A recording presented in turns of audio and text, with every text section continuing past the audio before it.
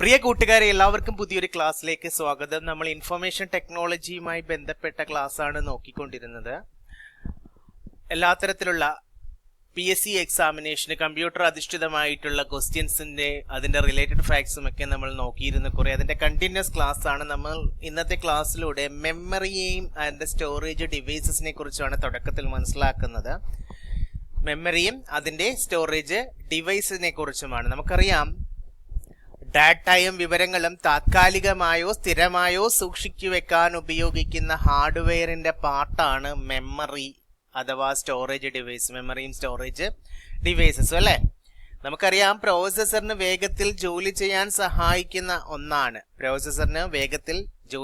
സഹായിക്കുന്ന ഒന്നാണ് primary memory. എന്നാൽ വിവരങ്ങൾ പിന്നീട് എടുക്കാൻ വേണ്ടി സൂക്ഷിക്കുന്നതാണ് സെക്കൻഡറി മെമ്മറി അഥവാ സ്റ്റോറേജ്. ഇങ്ങനെ മെമ്മറിയെ കമ്പയർ ചെയ്യാനായിട്ട് പ്രൈമറി മെമ്മറിയും സെക്കൻഡറി മെമ്മറി രണ്ടായിട്ട് മെയിനായിട്ട് തരംതിരിക്കാം അല്ലേ. അതിലെ പ്രൈമറി മെമ്മറി അഥവാ മെയിൻ മെമ്മറി എന്ന് പറയുന്നത് CPU-വിന് നേരിട്ട് ആക്സസ് ചെയ്യാൻ കഴിയുന്ന വേഗതയേറിയ മെമ്മറി. ഉദാഹരണം RAM ആണെന്ന് നമ്മൾ അറിയാം. പക്ഷെ ഈ റാമിന്റെ capacity random access memory volatile memory ആണെന്ന് അറിയാം അല്ലെ. കമ്പ്യൂട്ടർ ഓഫ് ചെയ്താൽ ഇതിലെ ഡാറ്റ നഷ്ടപ്പെടുമെന്ന് അറിയാം. അപ്പോൾ റാമിന് ഉദാഹരണമായാണ് പ്രൈമറി മെമ്മറിക്ക് ഉദാഹരണം പറയുന്നില്ലേ, റാൻഡം ആക്സസ് മെമ്മറി. അതുപോലെ തന്നെ സെക്കൻഡറി മെമ്മറി ഏതാണ്? ഡേറ്റ സ്ഥിരമായി സൂക്ഷിക്കാൻ ഉപയോഗിക്കുന്ന ഉദാഹരണത്തിന് ഹാർഡ് ഡിസ്ക്, SSD ഒക്കെ സെക്കൻഡറി മെമ്മറിയാണ്. ഇതിന്റെ വേഗത കുറവായിരിക്കും പ്രൈമറി മെമ്മറിയെ അപേക്ഷിച്ച്. അതുപോലെ തന്നെ ഇവയ്ക്ക് വലിയ സംഭരണശേഷി ഉണ്ടാവും. പവർ ഓഫ് ആവുമ്പോൾ എന്ത് ചെയ്യില്ല, അതിനകത്തുള്ള ഡേറ്റ നഷ്ടപ്പെടുകയില്ല. അത് നോൺ വോളറ്റൈൽ മെമ്മറി. അതായത് നമ്മുടെ കമ്പ്യൂട്ടർ ബൂട്ട് ചെയ്യാൻ ആവശ്യമായ നിർദ്ദേശങ്ങൾ അതിനെയാണല്ലോ ബയോസിലാണല്ലോ കീപ്പ് ചെയ്യുന്നത്. അപ്പോൾ ഈ സെക്കൻഡറി മെമ്മറിക്ക് ഉദാഹരണം നമ്മൾ പറഞ്ഞ ഹാർഡ് ഡിസ്ക്, അതുപോലെ തന്നെ SSD എന്ന് പറഞ്ഞു അല്ലേ. നമ്മൾ ROM കീപ്പ് ചെയ്യാറുണ്ട്. ROM എന്ന് പറയുന്ന പ്രൈമറി മെമ്മറിയുടെ ഭാഗം തന്നെയാണ്.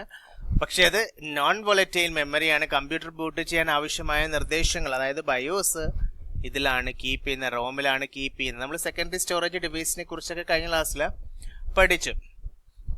ഇനി നമുക്ക് അടുത്തതായിട്ട് മനസ്സിലാക്കാനായിട്ടുള്ളത്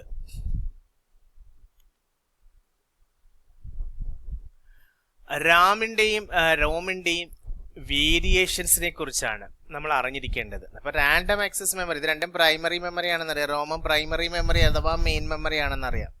അപ്പൊ ഇതിൽ റാമിന്റെയും റോമിന്റെയും വേരിയേഷൻസ് നമ്മൾ അറിഞ്ഞിരിക്കണം. അപ്പോൾ ഇതിനകത്തെ റാൻഡം ആക്സസ് മെമ്മറി അഥവാ റാം എന്ന് പറയുന്ന താത്കാലിക മെമ്മറിയാണ്, ഒരു ടെമ്പററി മെമ്മറിയാണ്. കമ്പ്യൂട്ടർ നിലവിൽ ചെയ്യുന്ന ജോലികളൊക്കെ സൂക്ഷിക്കുന്നത് എവിടെയാണ്? റാമിലാണ്. അതിനകത്ത് നമുക്ക് സ്റ്റാറ്റിക് റാമും ഡൈനാമിക് റാമും ഒക്കെ എക്സാമിന് നിരന്തരം ചോദിക്കാറുള്ളതാ. PSC എക്സാമിന് തന്നെ SRAM-ഉം DRAM-ഉം ഒക്കെ ചോദിക്കാറുണ്ട് അല്ലെ. അപ്പോൾ SRAM അഥവാ സ്റ്റാറ്റിക് റാം വേഗത കൂടുതലാണ്. ഈ സ്റ്റാറ്റിക് റാമിന്റെ പ്രത്യേകത എന്ന് പറയുന്നത് വേഗത കൂടുതലാണ്. അതുപോലെ തന്നെ ക്യാഷ് മെമ്മറി ആയിട്ട് ഉപയോഗിക്കുന്നുണ്ട്. ക്യാഷ് മെമ്മറി ആയിട്ട് ഉപയോഗിക്കുന്നത് ഇമ്പോർട്ടൻ്റ് ആണ്. സ്റ്റാറ്റിക് റാം ആണ് അഥവാ SRAM ആണ്. എന്നാൽ DRAM ആകുമ്പോഴോ സാധാരണ കമ്പ്യൂട്ടറുകൾ ഉപയോഗിക്കുന്ന റാം ആണ് ഡൈനാമിക് റാം. ഇതിന് നിരന്തരം റീഫ്രഷ്മെന്റ്, ഡൈനാമിക്കലി റിഫ്രഷ്മെന്റ് ആവശ്യമാണ് ഇതിന്, ഡൈനാമിക് റാമിന്. അപ്പോൾ നിരന്തരം റീഫ്രഷ്മെന്റ് ആവശ്യമായിട്ടുള്ള മെമ്മറി ഏതാണെന്ന് ചോദിച്ചിരുന്നു. റീസെന്റ്ലിയും ചോദിച്ചിരുന്നു. DRAM ആണ് ഡൈനാമിക് റാം. അപ്പോൾ സ്റ്റാറ്റിക് റാം എന്നും ഡൈനാമിക് റാം എന്നും കമ്പ്യൂട്ടറുകൾ ഉപയോഗിക്കുന്ന പ്രൈമറി മെമ്മറിയായ റാമിനെ രണ്ട് തരങ്ങളാക്കിയിട്ടുണ്ട് അല്ലെ. പ്രോസസ്സറിന് ഏറ്റവും വേഗത്തിൽ ഡാറ്റ നൽകാൻ സഹായിക്കുന്ന റാം ടൈപ്പ് മെമ്മറി എന്ന് ചോദിച്ചു കഴിഞ്ഞാൽ SRAM ആണ്, സ്റ്റാറ്റിക് റാം ആണ്. നമ്മുടെ കമ്പ്യൂട്ടറിലെ പ്രധാന സിസ്റ്റം മെമ്മറിയായി പ്രവർത്തിക്കുന്നത് ഡൈനാമിക് റാം ആണ്. നിരന്തരം റിഫ്രഷ്മെന്റ് ആവശ്യമാണ്. അപ്പോൾ ഇതിനകത്ത് ഓർത്തിരിക്കണം, ഇതിന്റെ പ്രവർത്തന രീതി സ്റ്റാറ്റിക് റാമിന്റെയും ഡൈനാമിക് റാമിന്റെയും പ്രവർത്തന രീതി അറിഞ്ഞിരിക്കണം. സ്റ്റാറ്റിക് റാമിൽ ഡേറ്റ സൂക്ഷിക്കാനായിട്ട് ഇമ്പോർട്ടൻ്റ് ആണ് ട്രാൻസിസ്റ്ററുകൾ മാത്രമാണ് ഉപയോഗിക്കുന്നത്. അപ്പൊ SRAM-ല് ഡാറ്റ സൂക്ഷിക്കാൻ എന്തുപയോഗിക്കുന്ന ട്രാൻസിസ്റ്ററുകൾ മാത്രമാണ് ഉപയോഗിക്കുക. എന്നാൽ ഡൈനാമിക് റാമിലാകുമ്പോൾ ഡേറ്റ സൂക്ഷിക്കാൻ ട്രാൻസിസ്റ്ററുകളും കപ്പാസിറ്റേഴ്സും ഉപയോഗിക്കുന്നു. ഓക്കെ, അപ്പോൾ ട്രാൻസിസ്റ്ററുകൾ മാത്രം ഉപയോഗിക്കുന്ന സ്റ്റാറ്റിക് റാമിലാണ്. എന്നാൽ ഡൈനാമിക് റാമിൽ ഇവ രണ്ടും ഒരുമിച്ച് ഉപയോഗിക്കുന്നുണ്ട്. ഏതൊക്കെയാണ്? ട്രാൻസിസ്റ്ററുകളും കപ്പാസിറ്ററുകളും. ഇനി ഡൈനാമിക് റാമില് മെമ്മറി റീഫ്രഷിങ് ഉണ്ടെന്ന് പറഞ്ഞല്ലേ. അപ്പൊ ഈ ഡി റാമിലെ കപ്പാസിറ്ററുകളിൽ നിന്നും ചാർജ് ചോർന്നു പോകുന്നതിനാൽ സെക്കൻഡിൽ ആയിരക്കണക്കിന് തവണ എന്ത് ചെയ്യും? ഡേറ്റ പുതുക്കിക്കൊണ്ടിരിക്കണം, റിഫ്രഷ്മെന്റ് ചെയ്തുകൊണ്ടിരിക്കണം. കാരണം കപ്പാസിറ്ററുകളും കൂടി എവിടെ ഉപയോഗിക്കുന്നുണ്ട്? ഡൈനാമിക് റാമിൽ ഉപയോഗിക്കുന്നുണ്ട്. അപ്പോൾ ഈ കപ്പാസിറ്റികളിൽ നിന്ന് നമുക്കറിയാം സ്വാഭാവികമായിട്ടും ചാർജ് ചോർന്നു പോകുമെന്ന്. ഇപ്പോൾ സെക്കൻഡിൽ ആയിരക്കണക്കിന് തവണ ഡേറ്റ എന്ത് ചെയ്യണം? പുതുക്കിക്കൊണ്ടിരിക്കണം. എന്നാൽ സ്റ്റാറ്റിക് റാമിൽ വൈദ്യുതി ഉള്ളിടത്തോളം കാലം ഡേറ്റ പുതുക്കേണ്ട ആവശ്യം സ്റ്റാറ്റിക് റാമിൽ ഇല്ല. സ്റ്റാറ്റിക് റാം വളരെയധികം വേഗതയേറിയതാണ്, നമുക്കറിയാം. ഡൈനാമിക് റാമിന് വേഗത താരതമ്യേന കുറവാണ്. അതായത് നമ്മുടെ പ്രോസസ്സറിനുള്ളിലെ ക്യാഷ് മെമ്മറി ഉണ്ടല്ലോ, ഈ ക്യാഷ് മെമ്മറി ആയിട്ടാണ് ഉപയോഗിക്കുന്ന സ്റ്റാറ്റിക് റാം ഉപയോഗിക്കുന്ന. ഇമ്പോർട്ടൻ്റ് ആണ്. നമ്മുടെ കമ്പ്യൂട്ടറിലെ സാധാരണ മെയിൻ മെമ്മറി, അതായത് സിസ്റ്റം റാം, DDR4 DDR5 എന്നൊക്കെ കേട്ടിട്ടില്ലേ, ഇതൊക്കെ ഉപയോഗിക്കുന്നത് ഡി റാം ആണ്, ഡൈനാമിക് റാം ആണ്. ഓക്കെ ആണല്ലോ അല്ലെ. ഇനി റീഡ് ഒൺലി മെമ്മറിയെ കുറിച്ച്, നോൺ വോളറ്റൈൽ മെമ്മറിയായ സ്ഥിര മെമ്മറിയായ ROM, read only memory, computer boot ചെയ്യാനുള്ള നിർദ്ദേശങ്ങൾ ഈ റോമിലാണ് കീപ്പ് ചെയ്തിരിക്കുന്നത് എന്ന് നമുക്കറിയാം. ഇനി റോം തന്നെ പലവിധമുണ്ട്, റോമിന്റെ പലതരത്തിലുള്ള വേരിയേഷൻസ് ഉണ്ട്. അതിലൊന്നാണ് പ്രോം എന്ന് പറയുന്നത്. എന്താണ് PROM? Programmable read only memory. ഒരു തവണ മാത്രം വിവരങ്ങൾ എഴുതാൻ കഴിയുന്നതാണ് പ്രോം മെമ്മറി. അതായത് കമ്പ്യൂട്ടറുകളിലും മറ്റ് ഇലക്ട്രോണിക് ഉപകരണങ്ങളിലും ഉപയോഗിക്കുന്ന ഒരു തരം നോൺ വോളറ്റൈൽ മെമ്മറി, സ്ഥിര മെമ്മറിയാണ് ഏത്? പ്രോം എന്ന് പറയുന്നത്. ഇതിൽ ഒരു തവണ മാത്രമേ വിവരങ്ങൾ രേഖപ്പെടുത്താൻ പറ്റുകയുള്ളൂ. ഇതിനകത്ത് കമ്പ്യൂട്ടർ ഓഫ് ചെയ്താലും വിവരങ്ങൾ മാഞ്ഞു പോകുന്നില്ല. വൺ ടൈം പ്രോഗ്രാമുകളാണ്, അതായത് OTP, വൺ ടൈം പ്രോഗ്രാമുകളുടെ ഉദാഹരണമാണ് പ്രോം എന്ന് പറയുന്നത്. അതായത് ഇതിന്റെ നിർമ്മാണ സമയത്ത് തന്നെ ഈ ചിപ്പ് പൂർണ്ണമായിട്ടും ബ്ലാങ്ക് ആയിരിക്കും. ഉപയോക്താവിനോ ഡെവലപ്പർമാർക്കോ ഇതിലേക്ക് ഒരു തവണ മാത്രമേ ഡേറ്റ എന്ത് ചെയ്യാൻ പറ്റുള്ളൂ? റൈറ്റ് ചെയ്യാനായിട്ട് സാധിക്കുള്ളൂ. ഒരു തവണ പ്രോഗ്രാം ചെയ്ത് കഴിഞ്ഞാൽ അതിലെ വിവരങ്ങൾ പിന്നീട് എന്ത് ചെയ്യാൻ പറ്റില്ല? മാറ്റാനോ തിരുത്താനോ മായ്ക്കാനോ ഒന്നും കഴിയില്ല. വൈദ്യുതി പ്രവാഹം നിലച്ചാലും ഇതിലെ ഡേറ്റ, പ്രോമിലെ ഡേറ്റ സുരക്ഷിതമായിരിക്കും. ഇതിന്റെ പ്രവർത്തന രീതി ഒന്ന് അറിഞ്ഞിരിക്കണം. പ്രോം ചിപ്പുകൾക്കുള്ളിൽ ചെറിയ ഫ്യൂസസ് ആണ് അടങ്ങിയിരിക്കുന്നത്. നിർമ്മാണ സമയത്ത് ഈ ഫ്യൂസുകളെല്ലാം കേടുപാടുകൾ ഇല്ലാതെ ആയിരിക്കും.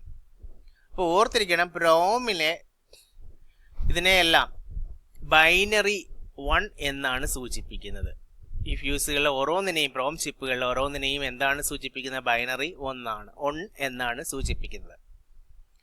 ഇനി പ്രോം ബേണർ ഓർ പ്രോഗ്രാമർ, നിങ്ങൾ കേട്ടോ, ഒരു പ്രത്യേക ഉപകരണം ഉപയോഗിച്ചിട്ട് എന്ത് ചെയ്യും? ഉയർന്ന വോൾട്ടേജ് കടത്തിവിട്ട് ആവശ്യമുള്ള ഫ്യൂസുകൾ ഉരുകിച്ച് കളയുന്നു. ഇങ്ങനെ ഉരുകിച്ച് കളയുന്നതിനെ പ്രോം ബേണർ അല്ലെ പ്രോഗ്രാമർ, ഇതിനെ ബൈനറി 0 കൊണ്ട് സൂചിപ്പിക്കുന്നു.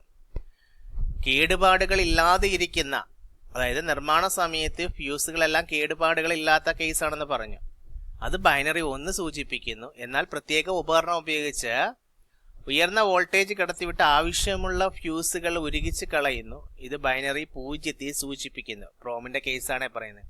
അങ്ങനെ നടക്കുന്ന ഈ പ്രക്രിയയാണ് എന്ത് പറയുന്നത്? ബേണിംഗ് ദ റോം, ബേണിംഗ് എന്ന് പറയുന്നത്. ഓർത്തിരിക്കണം, ബേണിംഗ് ദ റോം. അപ്പോൾ ഈ പ്രോം എവിടെയൊക്കെയാണ് ഉപയോഗിക്കുന്നത്? നമുക്കറിയാം, കമ്പ്യൂട്ടറുകളിൽ ഉപയോഗിക്കാറുണ്ട്. അതുപോലെ നമ്മുടെ സ്മാർട്ട് ഫോൺ, ഇവയൊക്കെ ബൂട്ട് ചെയ്യാൻ ആവശ്യമായ സ്റ്റാർട്ടപ്പ് നിർദ്ദേശങ്ങൾ, അതായത് ബയോസ് സൂക്ഷിക്കുന്നത് ഈ പ്രോഗ്രാമബിൾ റീഡ് ഒൺലി മെമ്മറിയിലാണ്.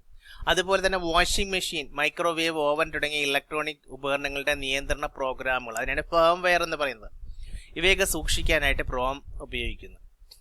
കാരണം മാറ്റങ്ങൾ വരുത്തേണ്ടതില്ലാത്ത സ്ഥിരമായ ഡേറ്റാ ടേബിളുകളൊക്കെ സൂക്ഷിക്കാനും ഈ പ്രോഗ്രാമബിൾ റീഡ് ഒൺലി മെമ്മറി ഉപയോഗിക്കുന്നുണ്ട്. ഇനി നമുക്ക് അടുത്ത റീഡ് ഒൺലി മെമ്മറിയായ EEPROM, നിങ്ങൾ കേട്ടിട്ടുണ്ട്, erasable programmable read only memory. എന്താണ് erasable programmable read only memory? Ultraviolet രശ്മികൾ ഉപയോഗിച്ച് എന്ത് ചെയ്യാൻ പറ്റും? ഇറേസ് ചെയ്യാന്ന് പറഞ്ഞാൽ മായ്ക്കാൻ പറ്റും അല്ലെ. പഴയ വിവരങ്ങൾ മായ്ച്ച് പുതിയവ എഴുതാവുന്നതാണ് erasable programmable read only memory എന്ന് പറയുന്നത്. ഇത് നമുക്കറിയാം, ഇതൊരു റോം ചിപ്പാണ്. നമുക്ക് പ്രോം ചിപ്പ് പഠിച്ചു അല്ലെ. പ്രോഗ്രാമബിൾ റീഡ് ഒൺലി മെമ്മറിയിൽ ഒറ്റത്തവണ മാത്രമേ എന്ത് ചെയ്യാൻ പറ്റൂ എന്ന് പറഞ്ഞു, റൈറ്റ് ചെയ്യാൻ പറ്റുന്നു. എന്നാൽ ഇവിടെ അതിന്റെ പോരായ്മ പരിഹരിക്കാൻ വേണ്ടിയിട്ട് ഉപയോഗിക്കുന്നതാണ് erasable programmable read only memory എന്ന്. ഇവിടുത്തെ ഡേറ്റ മായ്ക്കാൻ കഴിയും UV രശ്മികൾ ഉപയോഗിച്ച്. അതുപോലെ തന്നെ പലതവണ പ്രോഗ്രാം ചെയ്യാൻ പറ്റും. അതുപോലെ തന്നെ ഇതൊരു നോൺ വോളറ്റൈൽ മെമ്മറി, ഒരു സ്ഥിര മെമ്മറിയാണ്. കമ്പ്യൂട്ടർ ഓഫ് ചെയ്താൽ ഇതിലെ ഡേറ്റ നഷ്ടപ്പെടുന്നില്ല. ഈ പ്രോം ചിപ്പുകളുടെ മുകളിൽ ഒരു ചെറിയ ക്വാർട്സ് സുതാര്യമായ വിൻഡോ ഉണ്ടാവും. നമുക്കതിനെ തിരിച്ചറിയാൻ പറ്റുന്ന രീതിയാണ്. ഇതിനെ മറ്റു ചിപ്പുകളിൽ നിന്ന് തിരിച്ചറിയാൻ സഹായിക്കുന്ന ഒരു ക്വാർട്സിന്റെ ആകൃതിയിലുള്ള ഒരു വിൻഡോ എവിടെ ഉണ്ടാവും? ചിപ്പുകളുടെ മുകളിൽ, ഈ പ്രോം ചിപ്പുകളിൽ. അതുപോലെ തന്നെ ഇതിലെ ഡാറ്റ മാറ്റണമെങ്കിൽ ഈ ക്വാർട്സ് വിൻഡോയിലൂടെ ഏകദേശം 10 മുതൽ 20 മിനിറ്റ് വരെ ശക്തമായ അൾട്രാ വയലറ്റ് വെളിച്ചം കടത്തിവിട്ടാൽ മാത്രമേ ആ ഡേറ്റ മായ്ക്കാൻ പറ്റുള്ളൂ. അതായത് ഇതിലെ ചിപ്പിലെ എല്ലാ ഫ്യൂസുകളെയും എന്താക്കും? 0യിൽ നിന്ന് 1 ആക്കണം, തിരിച്ച് ബൈനറി 1 ആക്കണം അല്ലേ. ആവശ്യമില്ലാത്ത നമ്മൾ ഒരുക്കി കളയുമെന്ന് പറഞ്ഞു. അപ്പൊ സാധാരണ വെളിച്ചം തട്ടി ഡാറ്റ തനിയെ മാഞ്ഞു പോകാതിരിക്കാൻ പ്രോഗ്രാം ചെയ്തതിനു ശേഷം എന്ത് ചെയ്യും? ഈ വിൻഡോസ് എന്ത് ചെയ്യും? ഒരു സ്റ്റിക്കർ ഒട്ടിച്ച് മറച്ചൊക്കെ വെക്കാറുണ്ട്.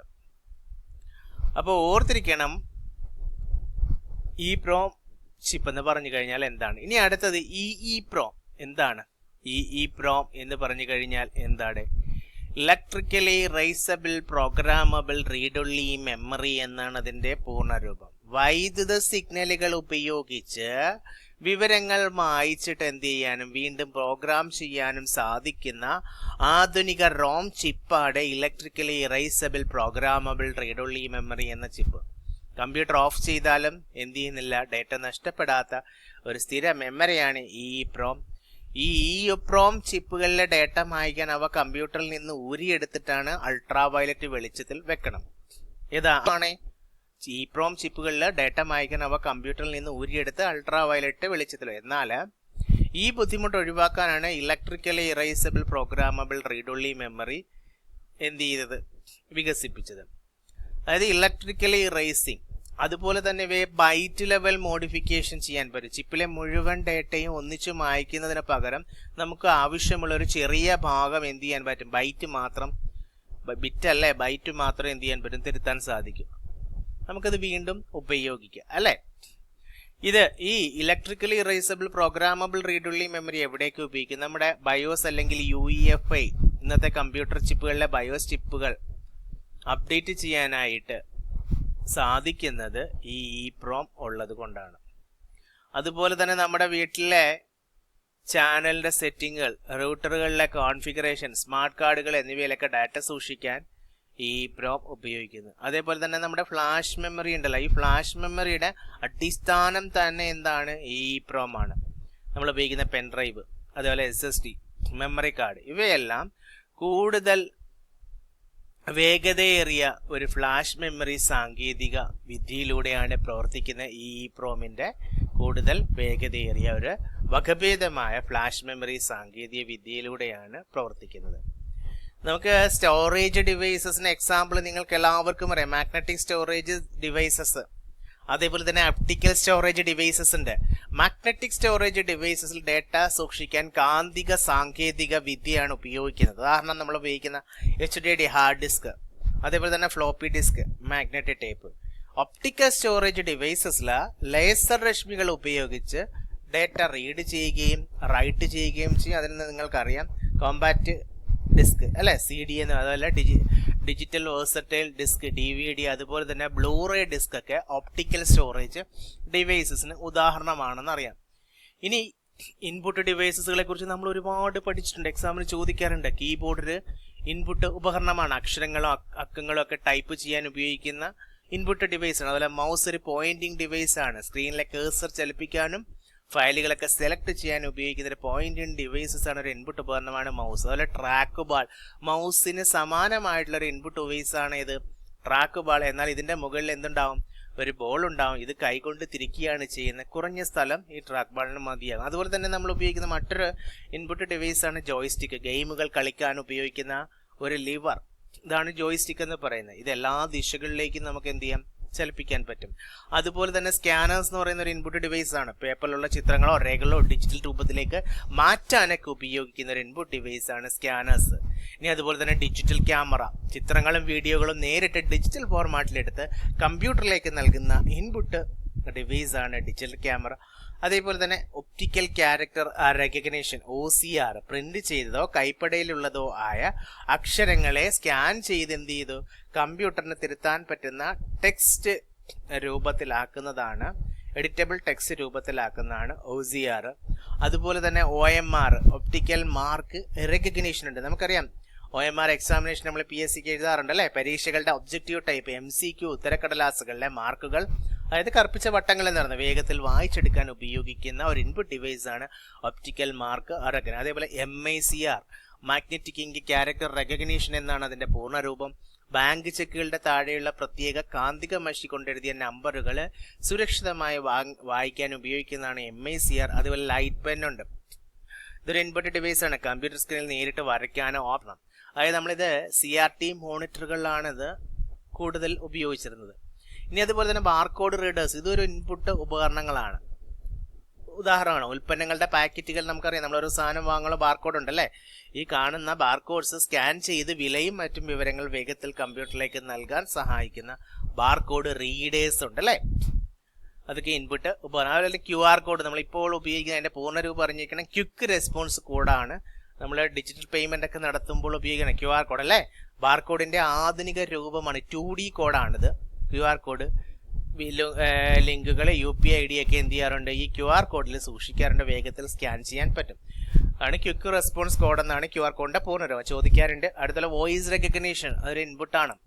നമ്മൾ സംസാരിക്കുന്ന വാക്കുകൾ എന്ത് ചെയ്യുന്നുണ്ട്, മനസ്സിലാക്കി കമ്പ്യൂട്ടറിലേക്ക് ഇൻപുട്ടായി നൽകുന്ന സാങ്കേതിക. ഉദാഹരണം നമുക്കറിയാം ഗൂഗിളിന്റെ വോയിസ് സെർച്ച് അല്ലെങ്കിൽ ആമസോണിന്റെ അലക്സ ഒക്കെ കേട്ടിട്ടില്ലേ.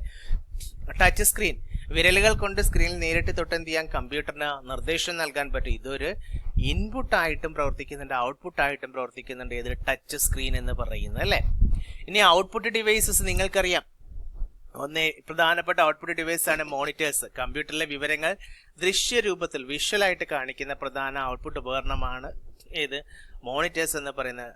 CRT മോണിറ്റർ നിങ്ങൾക്കറിയാം, LCD monitor, LED monitor, OLED, ഇങ്ങനെ പലതരത്തിലുള്ള മോണിറ്ററുകൾ ഉണ്ടെന്നറിയാം. പ്രിന്റേഴ്സ് ഉണ്ട്, അതുപോലെ പലതരത്തിലുള്ള പ്രിന്റേഴ്സ് ഉണ്ട്. ആ പ്രിന്റേഴ്സിനെ കുറിച്ചൊക്കെ ഡീറ്റെയിൽ ആയിട്ട് പഠിക്കണ എക്സാമിന് ചോദിക്കാറുണ്ട്. നമുക്ക് കമ്പ്യൂട്ടറിലെ സോഫ്റ്റ് കോപ്പി അല്ലേ പേപ്പറിലേക്ക് പ്രിന്റ് ചെയ്ത് ഹാർഡ് കോപ്പി ആക്കി മാറ്റുന്നതാണ് പ്രിന്റേഴ്സ്. അതിൽ ഇമ്പാക്ട് പ്രിന്റേഴ്സും നോൺ ഇമ്പാക്ട് പ്രിന്റേഴ്സും ഉണ്ട്, എക്സാമിന് ചോദിക്കും. അതിനെക്കുറിച്ച് നമുക്കൊന്ന് ഡീറ്റെയിൽഡ് ആയിട്ട് നോക്കണം. ഇമ്പാക്ട് പ്രിന്റേഴ്സിന്റെ പ്രത്യേകത ശബ്ദം കൂടുതലുള്ളതാണ്. ഡോട്ട് മെട്രിക്സ് പ്രിന്റർ അതിനൊരു ഉദാഹരണമാണ്. നോൺ ഇമ്പാക്ട് പ്രിന്റേഴ്സ് ആകുമ്പോൾ ഇവയ്ക്ക് ശബ്ദം വളരെ കുറഞ്ഞാണ്, ഗുണമേന്മയുള്ളവയാണ്. അവയ്ക്ക് ഉദാഹരണമാണ് ഇങ്ക് ജെറ്റ് പ്രിന്റർ, ലേസർ പ്രിന്ററൊക്കെ നോൺ ഇമ്പാക്ട് പ്രിന്റേഴ്സിന് ഉദാഹരണമാണ്. ഇമ്പാക്ട് പ്രിന്ററിന് ഉദാഹരണമാണ് നമ്മൾ പറഞ്ഞ ഡോട്ട് മെട്രിക്സ് പ്രിന്റർ എന്നല്ലേ. ഈ ഇമ്പാക്ട് പ്രിന്റർ പേപ്പറിലേക്ക് മഷി പുരട്ടിയ റിബൺ, ഇങ്ക് റിബൺ അമർത്തിക്കൊണ്ട് അക്ഷരങ്ങളോ ചിത്രങ്ങളോ ഒക്കെ അച്ചടിക്കുന്ന പഴയകാല പ്രിന്റിംഗ് സാങ്കേതിക വിദ്യയാണ് ഇത് ഇമ്പാക്ട് പ്രിന്ററിൽ ഉപയോഗിക്കുന്നത്. അതായത് നമ്മൾ ടൈപ്പ് റൈറ്റർ പ്രവർത്തിക്കുന്ന അതേ തത്വത്തിലാണ് ഇത് ഇമ്പാക്ട് പ്രിന്ററും പ്രവർത്തിക്കുന്നത്. അതായത് പ്രിന്ററിലെ ചെറിയ പിന്നുകൾ എന്ത് ചെയ്യും, അല്ലെങ്കിൽ ഹാമറോ ഒക്കെ എന്ത് ചെയ്യും, റിബണിൽ ശക്തമായി അടിക്കുമ്പോൾ പേപ്പറിൽ എന്ത് ചെയ്യും, പതിപ്പുണ്ടാവും. നിങ്ങൾ കണ്ടിട്ടുണ്ടാവും. പ്രധാന ഇമ്പാക്ട് പ്രിന്ററിന്റെ ഉദാഹരണമാണ് ഒന്ന് ഡോട്ട് മെട്രിക്സ് പ്രിന്റർ. ഏറ്റവും കൂടുതൽ ഉപയോഗിക്കുന്ന ഇമ്പാക്ട് പ്രിന്റർ ആണ് ഇത് ഡോട്ട് മെട്രിക്സ് പ്രിന്റർ. ഇതിന്റെ പ്രിന്റ് ഹെഡിൽ എന്ത് ചെയ്യും, നിരവധി ചെറിയ പിന്നുകൾ ഉണ്ടായിരിക്കും. ഈ പിന്നുകൾ റിബണിൽ അടിച്ച് കുത്തുകൾ ഇട്ടാണ് അക്ഷരങ്ങൾ ഡോട്ടഡ് ആയിട്ടിട്ടാണ് അക്ഷരങ്ങളൊക്കെ രൂപപ്പെടുത്തുന്നത്. നമ്മുടെ റെയിൽവേ ടിക്കറ്റ് കൗണ്ടറുകളിലും ബാങ്കുകളിലും ഒക്കെ ഇവ ഇപ്പോഴും ഉപയോഗിക്കാറുണ്ട്, ഡോട്ട് മെട്രിക്സ് പ്രിന്ററായ ഇമ്പാക്ട് പ്രിന്റർ. അതേപോലെ തന്നെ ഡെയ്സി വീൽ പ്രിന്റർ ഇമ്പോർട്ടന്റ് ആണ്. ഒരു പൂവിന്റെ ഇതളുകൾ പോലെ എന്ത് ചെയ്യും, അക്ഷരങ്ങൾ കൊത്തിവെച്ച ഒരു ചക്രം ഈ ഡെയ്സി വീലിൽ ഉണ്ടാകും. ആവശ്യമുള്ള അക്ഷരം പേപ്പറിന് നേരെ വരുമ്പോൾ എന്ത് ചെയ്യും, ഒരു ചെറിയ ഹാമർ അതിൽ അടിക്കുകയാണ് ചെയ്യുന്നത്. ടൈപ്പ് റൈറ്റർ പോലെയുള്ള മികച്ച ക്വാളിറ്റി അക്ഷരങ്ങൾ ഇതിൽ കിട്ടും, ഇതിൽ ആ ഡെയ്സി വീലിൽ കിട്ടും. പക്ഷെ ചിത്രങ്ങൾ പ്രിന്റ് ചെയ്യാനായിട്ട് സാധിക്കില്ല. ഇതും ഒരു ഇമ്പാക്ട് പ്രിന്ററാണ്. അതിൽ തന്നെയുണ്ട് ഇമ്പാക്ട് ഉണ്ടാവും, ഇമ്പാക്ട് പ്രിന്ററാണ്. അതുപോലെ തന്നെ ലൈൻ പ്രിന്റർ, ഇതൊരു ഇമ്പാക്ട് പ്രിന്ററിന് ഉദാഹരണമാണ്. വളരെ വേഗത്തിൽ പ്രിന്റ് ചെയ്യാൻ വലിയ സ്ഥാപനങ്ങളിലൊക്കെ ഉപയോഗിക്കുന്നതാണ്. പേപ്പറിൽ ഓരോ അക്ഷരങ്ങളായല്ല, മറിച്ച് എന്താണ്, ഒരൊറ്റ വരി, ഒരൊറ്റ ലൈൻ ഒന്നായിട്ട് എന്ത് ചെയ്യും, പ്രിന്റ് ചെയ്യാനായിട്ട് ഇതുവഴി സാധിക്കും. ഈ ലൈൻ പ്രിന്ററിന് ഉദാഹരണമാണ്, ഇതൊരു ഇമ്പാക്ട് പ്രിന്ററാണ്, അതിന് ഉദാഹരണമാണ് ഡ്രം പ്രിന്ററും ചെയിൻ പ്രിന്ററും ഒക്കെ ലൈൻ പ്രിന്ററിന് ഉദാഹരണമാണ്. അതൊക്കെ ഒന്ന് അറിഞ്ഞിരിക്കണം. ഈ ഇമ്പാക്ട് പ്രിന്ററിന്റെ പ്രത്യേകത നിങ്ങൾക്കറിയാം. ഒന്ന്, പ്രിന്റിംഗ് ചിലവ് വളരെ കുറവാണ്. വലിയ അളവിൽ പ്രിന്റ് ചെയ്യാൻ ഏറ്റവും അനുയോജ്യമായിട്ടുള്ള ഒന്നാണ് ഇത് ഇമ്പാക്ട് പ്രിന്റേഴ്സ്. അതേപോലെ തന്നെ കാർബൺ കോപ്പീസ് ജനറേറ്റ് ചെയ്യാൻ പറ്റും. ഒരേ സമയം ഒന്നിലധികം പേപ്പർ കാർബൺ ഷീറ്റ് വെച്ച് പ്രിന്റ് ചെയ്യാൻ മൾട്ടി പ്ലാറ്റ്ഫോംസ് അല്ലെ ഇമ്പാക്ട് പ്രിന്ററുകൾക്ക് മാത്രമേ സാധിക്കുകയുള്ളൂ. കാരണം പ്രഷർ ഉപയോഗിച്ചിട്ടാണ് ഇവ പ്രിന്റ് ചെയ്യുന്നത്. അതുപോലെ തന്നെ കഠിനമായ സാഹചര്യത്തിലും പൊടിയുള്ള അന്തരീക്ഷത്തിലും ഇവ കേടുകൂടാതെ നന്നായി പ്രവർത്തിക്കും. എന്നാൽ ഇവയുടെ ഡിസഡ്വാൻറ്റേജസ് നിങ്ങൾക്കറിയാം. ഇമ്പാക്ട് പ്രിന്റേഴ്സിന്റെ പിന്നുകൾ പേപ്പറിൽ അടിക്കുന്നതിനാൽ വലിയ രീതിയിലുള്ള ശബ്ദമൊക്കെ ഉണ്ടാകുന്നു. പ്രിന്റ് ചെയ്യുന്ന ശബ്ദമൊക്കെ നിങ്ങൾ കേൾക്കാൻ പറ്റും. അതേപോലെ കുറഞ്ഞ വേഗതയും അതുപോലെ തന്നെ ക്വാളിറ്റിയും കുറഞ്ഞ ക്വാളിറ്റി ആയിരിക്കും. ആധുനിക പ്രിന്ററുകളെ അപേക്ഷിച്ച് വേഗതയും പ്രിന്റ് ക്വാളിറ്റിയും ഒക്കെ വളരെ കുറവാണ്. കളർ പ്രിന്റിന് ഒരിക്കലും എന്തില്ല, അനുയോജ്യമായിട്ടുള്ള ഒന്നല്ല. ഇനി നമുക്ക് നോൺ ഇമ്പാക്ട് പ്രിന്റേഴ്സ്. ഇവിടെ പറഞ്ഞു അവയുടെ ശബ്ദം വളരെ കുറവായിരിക്കും. അതിന്റെ ഉദാഹരണമൊക്കെ അറിഞ്ഞിരിക്കണം. അതുപോലെ തന്നെ ഗുണമേന്മ കൂടിയവയായിരിക്കും. ഈ നോൺ ഇമ്പാക്ട് പ്രിന്റേഴ്സിന് ഉദാഹരണമാണ് ഇങ്ക് ജെറ്റ് പ്രിന്റേഴ്സും അതുപോലെ തന്നെ ലേസർ പ്രിന്റർ നമ്മൾ സർവ്വസാധാരണയായിട്ട് ഉപയോഗിക്കുന്നത് അല്ലേ. പേപ്പറിലേക്ക് എന്ത് ചെയ്യാം, യാന്ത്രികമായി അടിക്കുകയോ തൊടുകയോ ചെയ്യാതെ മഷി തളിച്ചോ ലേസർ രശ്മികൾ ഉപയോഗിച്ചോ എന്ത് ചെയ്യും, അക്ഷരങ്ങളും ചിത്രങ്ങളും അച്ചടിക്കുന്ന ആധുനിക സാങ്കേതിക പ്രിന്ററുകളാണ് ഇത് നോൺ ഇമ്പാക്ട് പ്രിന്റർ. ഈ നോൺ ഇമ്പാക്ട് പ്രിന്ററിൽ ഏറ്റവും പ്രധാനപ്പെട്ടതാണ് ലേസർ പ്രിന്റർ അല്ലേ. അതായത് ലേസർ രശ്മികളും വരണ്ട മഷിപ്പൊടിയും ഉപയോഗിച്ചിട്ടാണ് ഇവ എന്ത് ചെയ്യുന്നത്, പ്രവർത്തിക്കുന്നത്. വളരെ വേഗതയേറിയതും അതീവ വ്യക്തതയുള്ളതുമായ പ്രിന്റുകൾ നൽകാൻ ഇവയ്ക്ക് കഴിയുകയും ഓഫീസുകൾ വലിയ അളവിൽ ടെക്സ്റ്റ് പ്രിന്റ് ചെയ്യാൻ ഏതാണ് ഉപയോഗിക്കുന്നത്, ലേസർ പ്രിന്ററാണ്. പിന്നെ ഒരെണ്ണമാണ് നമ്മൾ പറഞ്ഞ ഇങ്ക് ജെറ്റ് പ്രിന്റർ. ഇങ്ക് ജെറ്റും ഡോട്ട് മെട്രിക്സും തിരിഞ്ഞു പോകരുത്. അതിൽ ink jet printer non impact പ്രിന്ററിന് ഉദാഹരണമാണ്. പ്രിന്റ് ഹെഡിലെ ചെറിയ സുഷിരങ്ങളിലൂടെ എന്ത് ചെയ്യും, ദ്രാവക രൂപത്തിലുള്ള ലിക്വിഡ് ഇങ്ക് മഷി എന്ത് ചെയ്യും, പേപ്പറിലേക്ക് സ്പ്രേ ചെയ്താണ് ഈ ഇങ്ക് ജെറ്റ് പ്രിന്റർ പ്രിന്റ് ചെയ്യുന്നത്. മികച്ച ക്വാളിറ്റിയുള്ള കളർ ചിത്രങ്ങളും ഫോട്ടോകളും ഒക്കെ പ്രിന്റ് ചെയ്യാനായിട്ട് ഉപയോഗിക്കുന്ന ഇങ്ക് ജെറ്റ് പ്രിന്ററുകളാണ് ഏറ്റവും അനുയോജ്യമായിട്ടുള്ളത്. ഇനി തെർമൽ പ്രിന്റർ, അതും ഒരു നോൺ ഇമ്പാക്ട് പ്രിന്ററിന് ഉദാഹരണമാണ്. ചൂടാക്കുമ്പോൾ കറുപ്പ് നിറമാകുന്ന പ്രത്യേക തരം പേപ്പറുകളുണ്ട്. ഈ പേപ്പറുകളിലെ ചൂട് ഉപയോഗിച്ചിട്ട് എന്ത് ചെയ്യും, പ്രിന്റ് ചെയ്യുന്ന രീതിയാണ് തെർമൽ പ്രിന്റർ. ഇതിൽ പ്രത്യേക മഷിയൊന്നും ഉപയോഗിക്കാറില്ല. നമ്മുടെ ATM മെഷീൻ നിങ്ങൾക്കറിയാമല്ലോ. അതേപോലെ സൂപ്പർ മാർക്കറ്റിലെ ബില്ലിംഗ് മെഷീൻ, ബസ് ടിക്കറ്റ് മെഷീനിലൊക്കെ എന്താണ്, ഈ തെർമൽ പ്രിന്ററാണ് ഉദാഹരണമാണ്. തെർമൽ പ്രിന്ററിന് ഉദാഹരണം എവിടെയൊക്കെയാണ് ഉപയോഗിക്കുന്നത്, ATM മെഷീന്, സൂപ്പർ മാർക്കറ്റുകളിലെ ബില്ലിംഗ് മെഷീനിൽ, ബസ് ടിക്കറ്റിലൊക്കെ ഉപയോഗിക്കുന്നത് തെർമൽ പ്രിന്ററാണ്. ഇതൊരു നോൺ ഇമ്പാക്ട് പ്രിന്ററാണ്. നമുക്കറിയാം ഒരുപാട് അഡ്വാൻറ്റേജസ് ഇതിനുണ്ട്. ശബ്ദമില്ലാത്ത പ്രവർത്തനമാണ്. പേപ്പറിലേക്ക് അടിക്കുന്ന ഭാഗങ്ങളില്ലാത്ത ഇവ വലിയ ശബ്ദമൊന്നും ഉണ്ടാക്കുന്നില്ല, സൈലന്റ് ആണ്.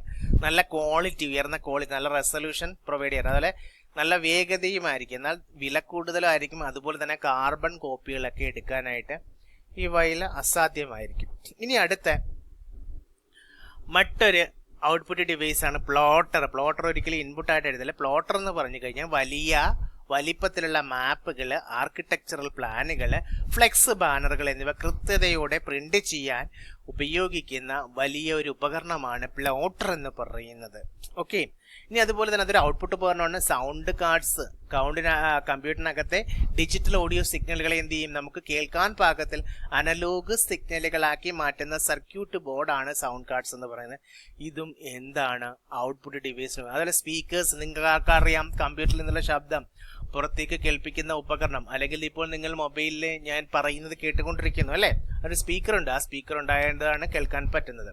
ഇനി നമുക്ക് മുമ്പ് ചോദിച്ചിട്ടുള്ള PSC എക്സാമിന് ചോദിച്ചിട്ടുള്ള കുറച്ച് ക്വസ്റ്റ്യൻസ് നോക്കാം. കമ്പ്യൂട്ടറിന്റെ കേന്ദ്ര നാഡീവ്യൂഹം, സെൻട്രൽ നെർവസ് സിസ്റ്റം എന്നറിയപ്പെടുന്നത്, ഓർത്തിരിക്കണം, കൺട്രോൾ യൂണിറ്റ് ആണ്, CO ആണ് കമ്പ്യൂട്ടറിന്റെ കേന്ദ്ര നാഡീവ്യൂഹം. ചോദിച്ചിട്ടുള്ളതാണ് സെൻട്രൽ നെർവസ് സിസ്റ്റം എന്നറിയുന്നത്. CPU എന്ന് എഴുതി വെക്കരുത്. CO ആണ്, കൺട്രോൾ യൂണിറ്റ് ആണ് എല്ലാത്തിനെയും കൺട്രോൾ ചെയ്യുന്നത്. അതേപോലെ കമ്പ്യൂട്ടറിലെ ഗണിതപരമായ കണക്കുകൂട്ടലുകളും ലോജിക്കൽ തീരുമാനങ്ങളും നടക്കുന്നത് എവിടെയാണെന്ന് ചോദിച്ചാൽ നമുക്കറിയാം ALUലാണ്, അരിത്തമെറ്റിക്കൽ ആൻഡ് ലോജിക്കൽ യൂണിറ്റിലാണ്. അടുത്ത കമ്പ്യൂട്ടറിന്റെ പ്രധാന സർക്യൂട്ട് ബോർഡ് മദർ ബോർഡ് എന്നാണ് അറിയപ്പെടുന്നത്. കമ്പ്യൂട്ടർ ഓഫ് ചെയ്യുമ്പോൾ ഡേറ്റ നഷ്ടപ്പെടുന്ന തരം മെമ്മറികൾ ഏത് പേരിൽ, വോളറ്റൈൽ മെമ്മറി എന്നാണ്. ഉദാഹരണം RAM ആണ്. കമ്പ്യൂട്ടർ ബൂട്ട് ചെയ്യാൻ ആവശ്യമായ നിർദ്ദേശങ്ങൾ, ബയോസ്. അടങ്ങിയിരിക്കുന്ന സ്ഥിരമായ മെമ്മറി എന്ന് ചോദിച്ചാൽ റീഡ് ഒൺലി മെമ്മറിയാണ്, റോമിലാണ്. കമ്പ്യൂട്ടറിന്റെ പ്രോസസ്സിംഗ് വേഗത കൂട്ടാനായി CPU-വിനും റാമിനും ഇടയിൽ സ്ഥാപിച്ചിരിക്കുന്ന താത്കാലിക മെമ്മറി അറിഞ്ഞിരിക്കണം. ക്യാഷ് മെമ്മറിയാണ് ചോദിക്കാറുണ്ട്, ക്യാഷ് മെമ്മറിയാണ്.